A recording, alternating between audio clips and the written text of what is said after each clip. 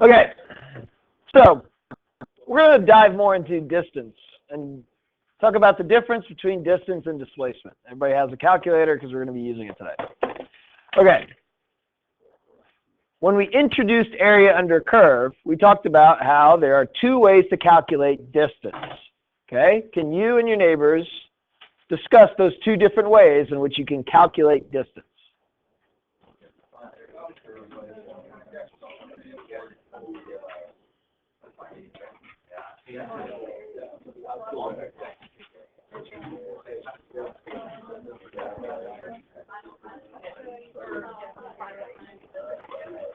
Okay, what I'm looking for is for you to say you got velocity times time, which is the area under your velocity curve, or you have ending position minus a starting position, or a change in position.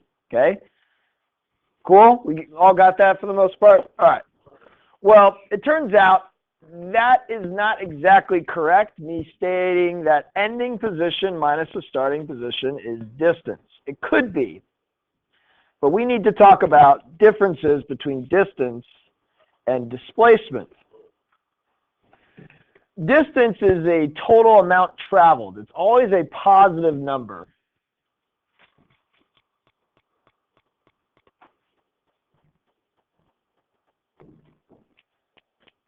My thing's going to show up anytime now.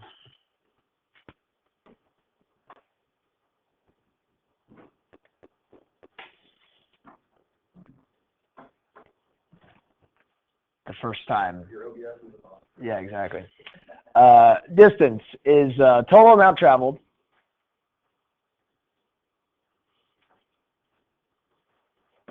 It's always positive.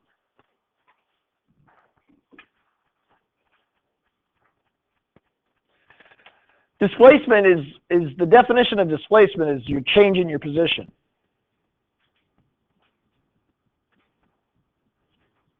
I'll say change in overall position. Literally, it is an ending position minus a starting position. It can be negative. When is displacement negative? Exactly. When I go to the left, this is very, very important. If I go to the left, say 6 units, well, my distance is 6. I've traveled 6 units. But if I go to the left 6 units, my displacement would be negative 6. Okay? So, and this is very important, if your velocity is negative, your distance and your displacement are opposites of each other.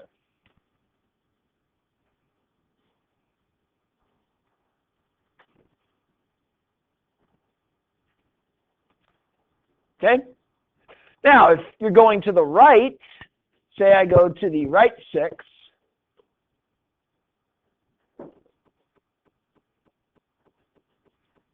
and I just go to the right 6, what are the values of my distance and my displacement? They're both 6. The distance is 6. I traveled a total of 6 units. My displacement is 6. The change in my position is 6. Now, the next question is, what happens if you change directions at some point? You don't just travel to the right, or you don't just travel to the left. And a lot of our situations we deal with, you might change directions. In your quiz, you had situations where, based on your position function, you had to change directions. What if I go that way and that way? Please calculate, so this is where I end. Please calculate your distance and your displacement.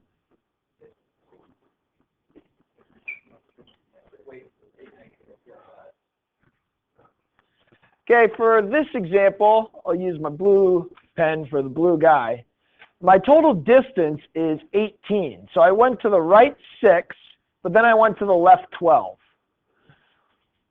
Now you can add those two numbers, but if you think about it, right 6, left 12, for displacement, you had the 6 plus the negative 12 to get you a displacement of negative 6. You might be looking at just like this final ending position minus the starting position. But you could have said you went right 6, you went left 12. This is your overall displacement.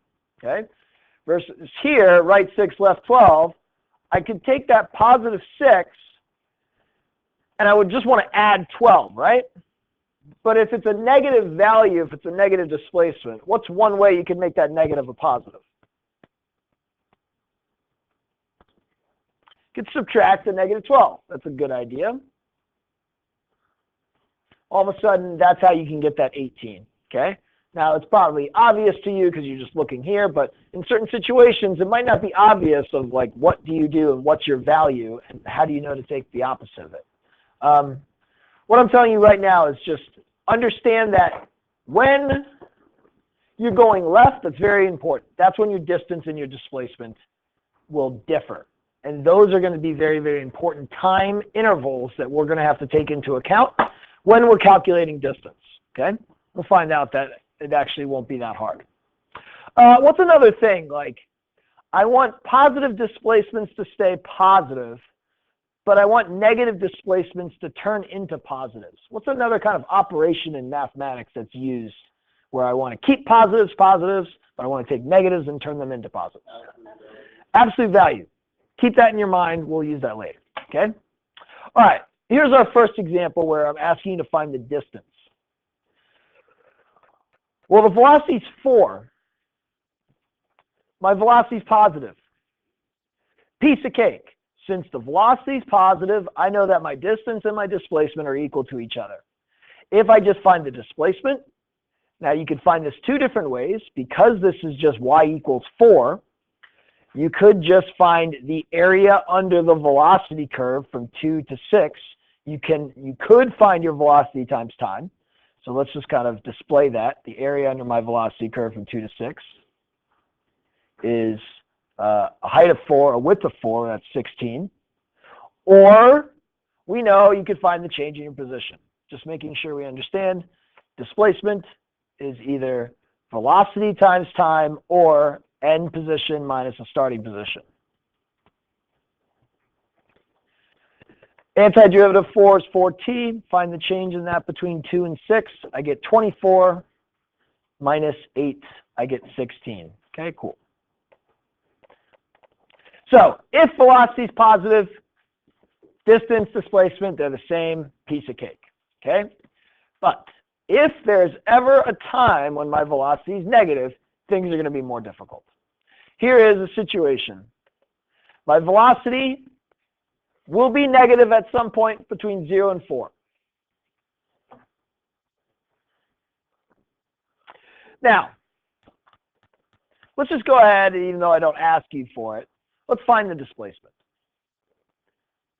I would just simply say, easy, change in position. I could find this. I could sketch the graph of this and find it geometrically, but I don't have the graph, or it's not all like easy to see right now. So let's just go ahead and go ending position minus starting position. And let's see what I get. So I get negative 16 plus 16 minus 0. Okay, I get 0. My displacement is 0. Please discuss with your neighbors, like, what happened? Am I not moving at all? Do I have 0 distance, or do I have some distance? I know what's going on. Discuss.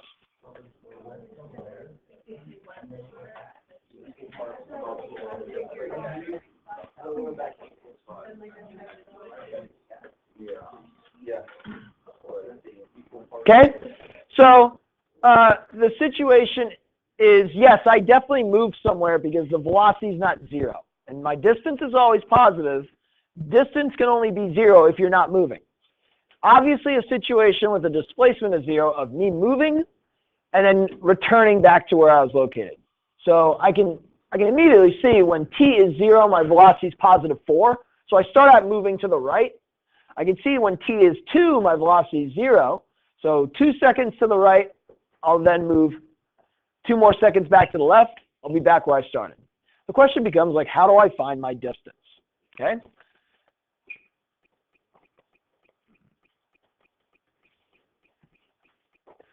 Well, the key, if I don't have a calculator, is to analyze when distance and displacement are different from each other. And maybe I can use that to my advantage. Okay? Now, what's the times when distance and displacement will be different? Discuss.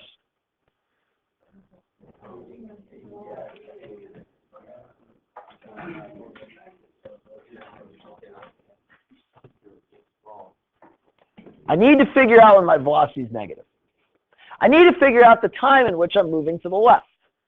Because if I know when I'm moving to the left, I can find that negative displacement and either subtract the negative displacement or add the absolute value of that displacement so it becomes a positive distance, okay? Now, I'm going to, just move on to looking at the graph to help explain this. So if you flip the page, you'll see the graph. Okay? Now, we already found the displacement was 0. And we found that by finding the integral from 0 to 4 of v. Okay? That was x of 4 minus x of 0.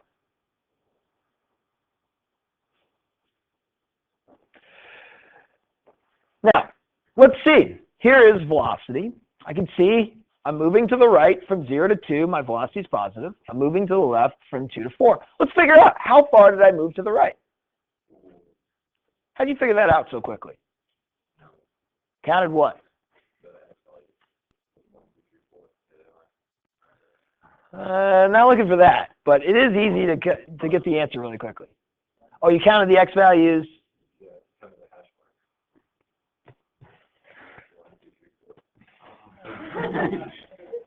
I think you're right, but I want to make sure everybody else understands. How can I figure out how far I moved to the right?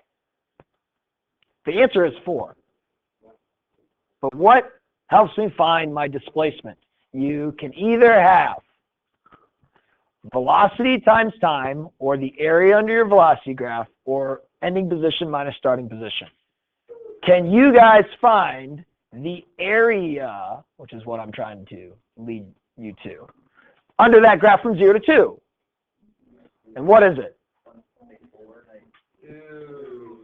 1/2 base times height, 1/2 2 times, count the hash marks, 4, and you get 4. 1/2, this area right here. 1/2 a base length of 2, a height of 4 is 4. Okay. So 0 to 4, well, I'm going to split this, and I said from 0 to 2, I went to the right 4. Well, then what must be the area from 2 to 4?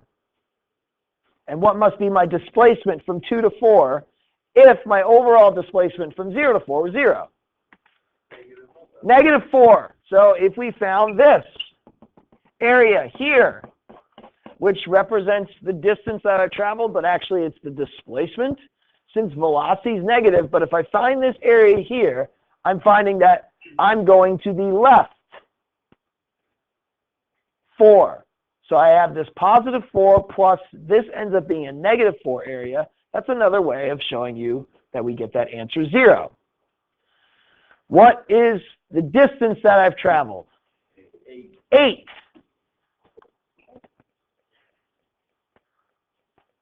8. Now, what did you do? You said, when I'm going to the right from 0 to 2,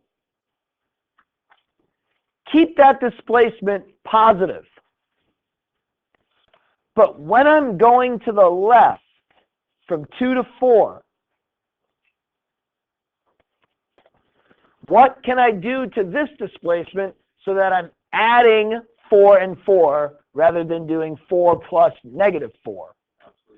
You can use an absolute value, so it's plus an absolute value, or you could subtract. We'll do both. And that's it. Now, this will be the procedure we will have to go through if we do not have a calculator. We will say, hey, you got to figure out when you're going left. When you're going left, figure out your left displacements and subtract those left displacements so that you're adding positive distances. Cool? So let's write this down. This is how we are going to find distance. First of all, displacement, just to remind you, we got a start, we got an end. I'm going to use A and B now instead of writing start and end because it's just a little bit quicker. Velocity times time. Area under your velocity curve. Change in position. That is the definition of displacement. Easy to calculate. Great. Distance. If velocity is positive, sweet. Easy. It's just equal to displacement. If velocity changes signs,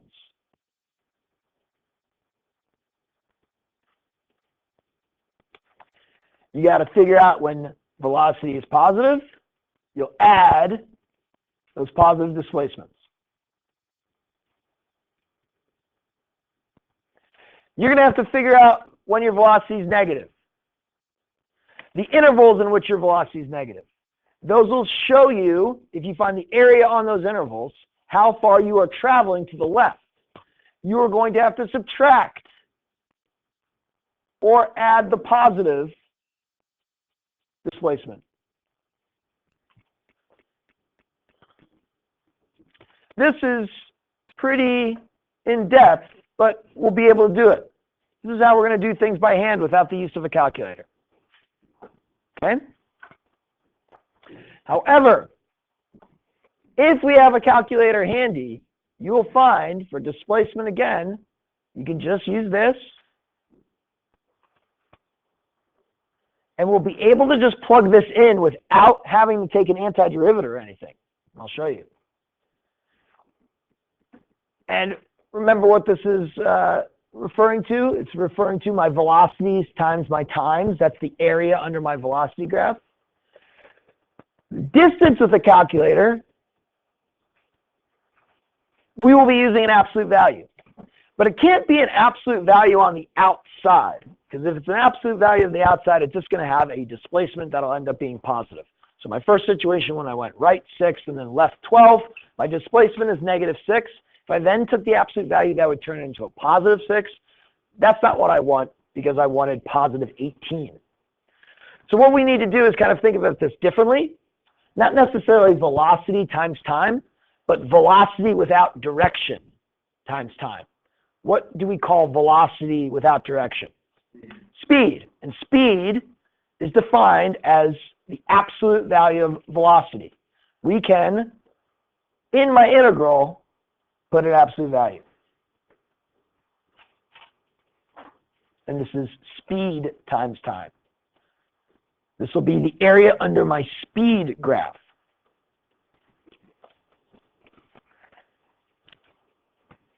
Okay? Now, just to show you how with a calculator, questions are very easy. Let's go back to this question. We want to find the displacement and distance. Let's say I gave you a calculator. Well, boom. You can plug this into your calculator. Let me show you how.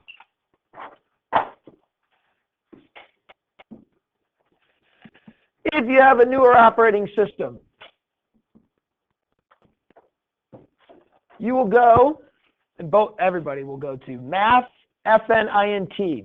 This is what will pop up an integral. You literally can type in what you want to type in. 0 to 4, negative 2t plus 4, great. 0 to 4 of negative 2t plus 4. Make sure you put a dt. I put dx. I got 0 just when I look at it. Cool?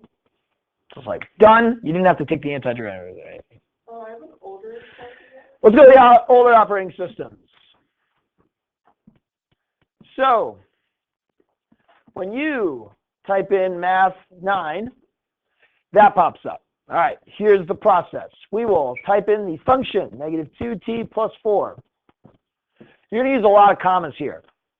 You will say, with respect to x, so comma x, comma's right here next to x squared.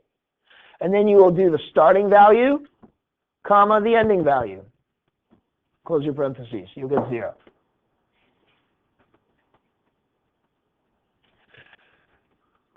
Now, we can do the same thing. We know that the answer for distance is 8. Second, entry, if you have an older one, pop this back up. Let's just throw in an absolute value. Second, insert. Everybody know where absolute value is? You got to go to math, pop over to num, and you got abs. If you have a newer operating system, it shows up as an absolute value. Older operating system pops up as abs. You will then make sure you close your parentheses. It's a quick way to see, boom. It's exactly what I found looking at things graphically. 8, calculator, boom, done.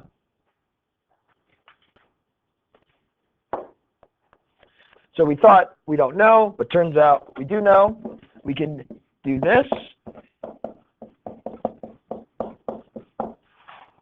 This is what you're going to use with the calculator. You do not know how to take the antiderivative of an absolute value. It's all dependent on when things are positive or negative. So like, you're not going to try to antiderive this.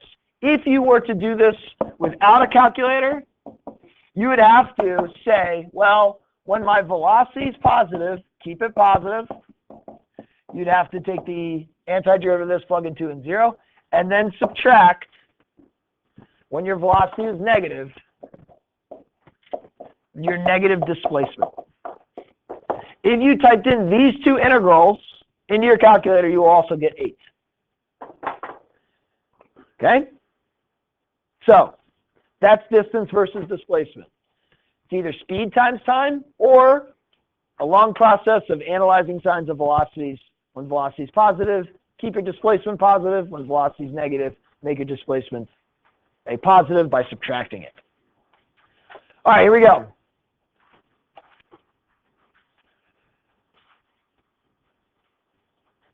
Velocity is t squared minus 7t plus 10. Find displacement and distance from 1 to 7 seconds. If you have a calculator, goodness gracious, you're going to be thankful. It's easy. Displacement will just be an integral from 1 to 7 of t squared minus 7t plus 10. Type that into your calculator, get your answer. If you want to find distance, you're going to be like, I can do that. I can type in an integral from 1 to 7 of the absolute value of t squared minus 7t plus 10. You don't have to take the antiderivative when you're using your calculator. You literally just type it in like this. Here, displacement will do the velocity times time for you. Here, the distance will do speed times time. And your calculator will get you your values like that. So please, plug this in, get your answers.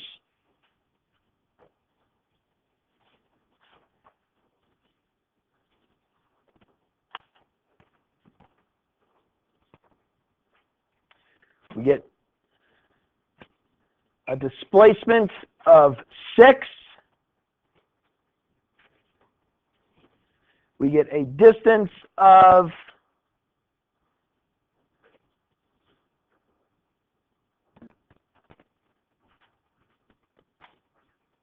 15.00059. Math 9. I'm glad we are using a calculator and trying this. Math abs t squared minus 7t plus 10 with respect to x from 1 to 7. I'm going to get the same thing. Okay, question. Should we write down the answer as 15.0000559, or should we feel comfortable that the answer is probably 15? You feel comfortable at 15 because why? Antiderivative whack. No. That way. False. Good try, though. Your calculator actually does not know how to take an antiderivative. It doesn't. What do you think your calculator does to do what is asked here? What does this represent, this notation?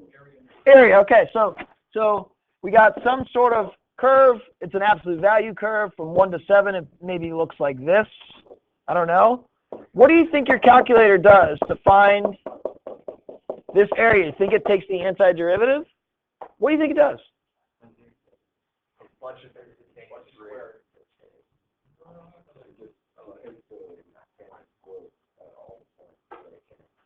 Not tangent slope. How do you find the area? Yes, it does its best job that it can to find the area geometrically. So what it does, it's going to take a bunch of different shapes, and it's going to add up very, very skinny shapes, like trapezoids, okay? And it's going to do a lot of those. This is something that would take a long time for us to do, and it's going to do its best job it can by taking a bunch of shapes that it can calculate and add up the areas for, and it gives us an approximation. Where else have we seen our calculator approximating things where we end up getting the actual exact answers? Derivatives. Because what does your calculator do when it calculates derivatives? It does the slope formula for 2 points close together. We actually found the exact value. They use like thousandths to one direction and a thousandth to the other direction. Whereas we use the concept of an instantaneous rate of change generator, the concept of an f prime function for f. Okay? So we got 15.00000, but we probably say, you know what? It's an approximation. The answer is probably exactly 15. Now, that's great. Most of your questions involving distance will just have you make sure you put in an absolute value. You'll see when you do your homework. Just make sure you put it in an absolute value. You're going to be fine for distance. No absolute value for displacement. However, if you did not have a calculator, first of all, displacement. If I wanted to evaluate this and get the answer 6, what do I have to do without a calculator? Antiderivative. I would have to take the antiderivative. Oh man, it's already messy. I'd have to plug in 1 and 7 and subtract. I'm not going to spend time doing that. Automatically, that's already a lot tougher. Distance without a calculator. Even more involved. Because what would I have to do to figure out my distance without a calculator? What are the key times when distance and displacement differ? When it's going left. Okay, when its velocity is negative. With no calculator, you're going to have to analyze the signs of velocity. Take your velocity, set it equal to 0. Figure out when does your particle change direction. Okay, it looks like at 2 and 5. You'd have to then look at 2 and 5. I see I'm going to the right, then left, and right. Could I find distance using one integral? No, because I got a right displacement. I need to find that. And then a displacement that's going to be to the left. It's going to be a negative displacement. I'm going to have to subtract that one. And then I'm going to add this positive displacement. So you would end up having to set up and evaluate 3 different integrals. One from 1 to 2. You'll have to add the one from 5 to 7. And then you'll have to subtract the one from 2 to 5. Very, very much involved. You should be praying that you are able to just use your calculator.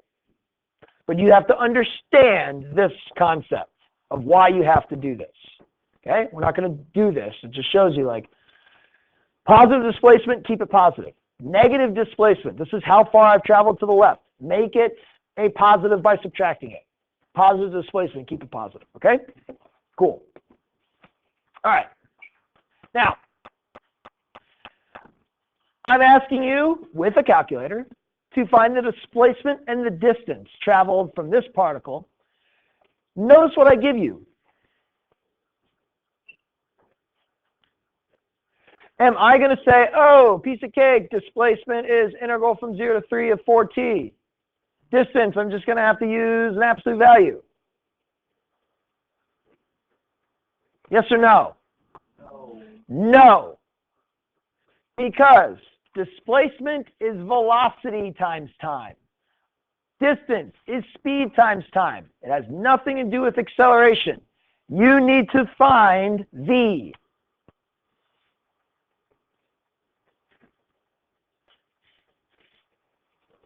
Do I take the derivative or the antiderivative?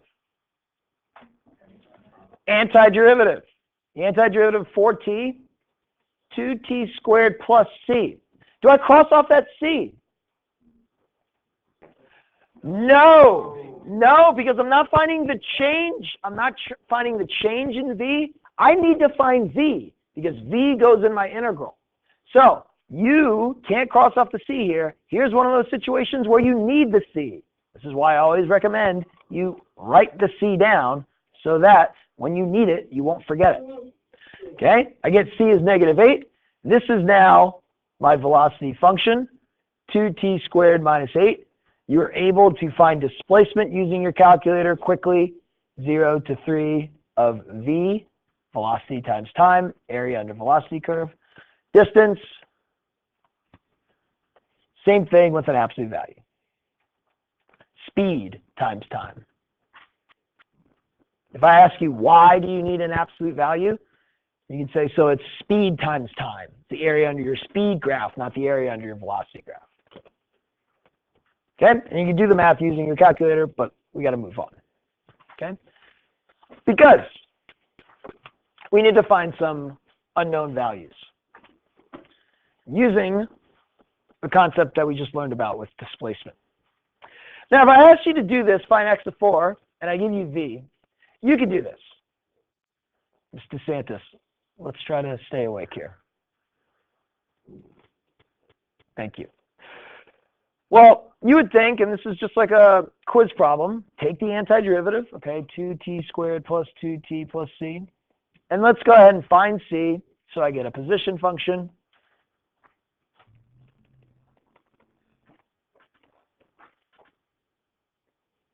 I get x of t is equal to 2t squared plus 2t minus 1. Now I can find x of 4. Z is -1. You could calculate this. I'm just like showing you this. You don't even have to like copy this stuff down. It's not important. You've done this before, right? This is how we found unknown values in the past. Take the antiderivative, include the plus c, plug in some values. I get 32 plus 8 minus 1. I get 39. Right? We've done this before. Now, if I ask you for the next one, this is something that is new, to find this unknown value x of 2. We have a problem. What is our problem? Yeah, e's obviously are problems. But if it's just e to the t, you're like, that's not a problem. I know the antiderivative of e to the t is just e to the t. Problem is, since it's t e to the t, you do not know the antiderivative.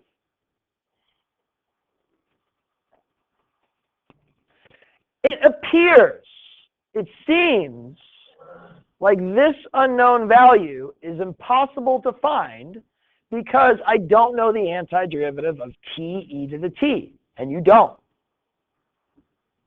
But using our calculator, we will be able to find that. Because my calculator can find areas, say from 1 to 2, under t e to the t. My calculator can calculate that. Okay, if I find that value, how does that help me find a missing position at time 2?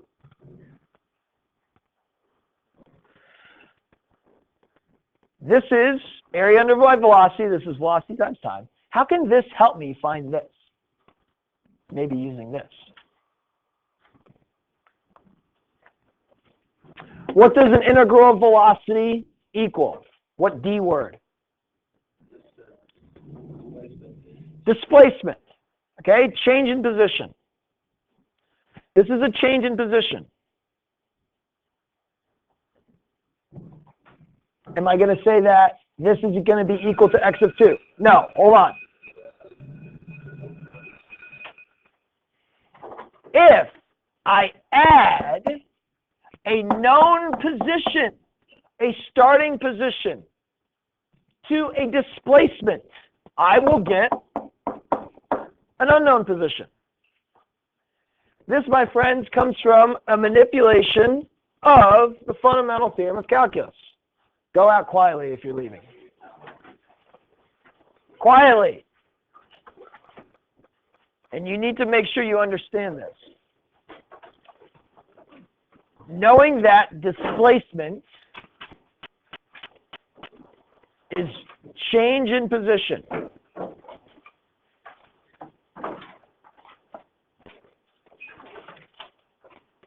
Where you have an ending position minus a starting position. By adding x of a to both sides, we can create this equation.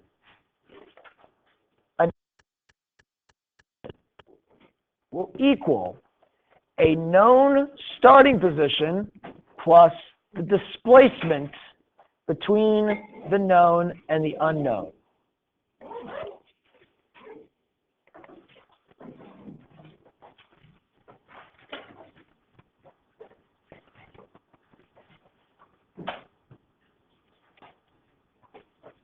This is an unknown ending is equal to a known start plus a displacement.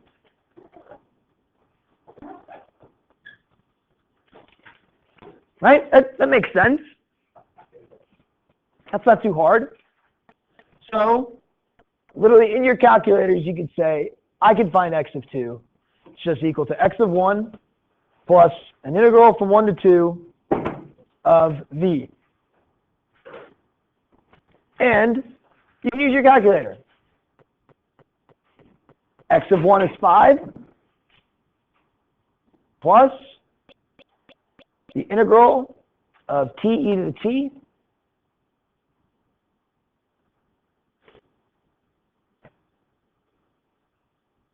with respect to t from 1 to 2, and I will find this unknown position, 12.389.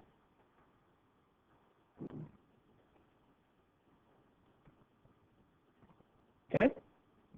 What's great about this is it can be done with anything. It's not just x, v's, and a's. Let's think. If I have x at an ending, an unknown end, equal to a known start plus a change, a displacement. Well, if I think about v, v is really the same as x prime, right? V is x prime. Why can't I just say f of b equals f of a plus an integral from a to b of f prime? You can. It's going to be thought of the same way. An unknown ending value equals a known starting value on my function plus the displacement of my function, the change in f between a and b, area under the derivative. That's the whole velocity times time turns into change in position. F prime's area will turn into change in f. Okay? And then just use your calculator. You don't know what the antiderivative side of x squared is, so we're just going to do 3 plus the integral from 1 to 2 under sine x squared. And that will give me f of 2.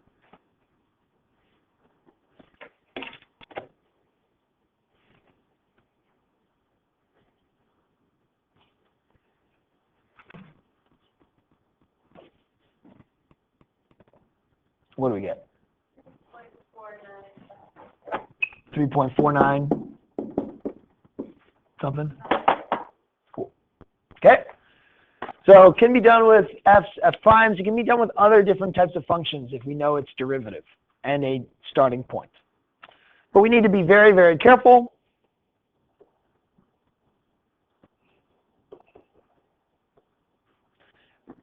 For this reason here.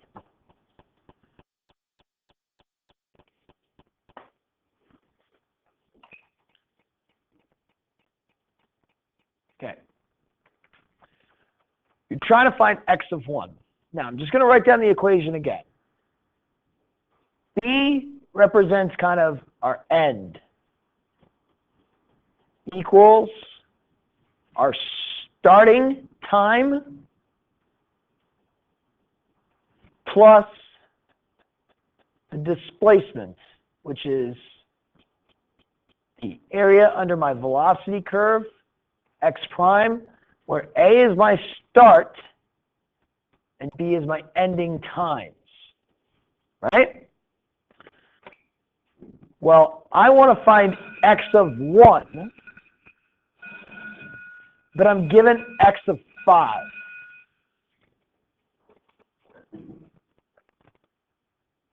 What does your integral have to look like? We're typically going 1 to 5, but I have to go 5 to 1 here. It's almost like you know a position in a future time, you want to find a position in the past, you're going to have to look like at your displacement in the opposite direction, your displacement from the past.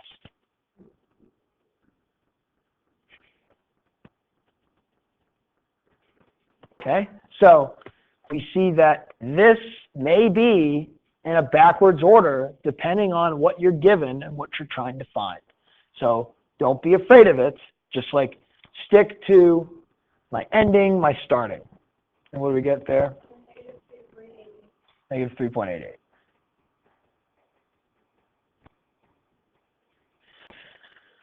There's a lot of calculator work on your homework, so make sure you have a calculator. And this is where we start doing a lot of calculator, more calculator free response problems. Reminder, your test in 2 Thursdays, 2 of the free response questions are no calculator, 3 are calculator. Each question is worth 9 points each. Thank you.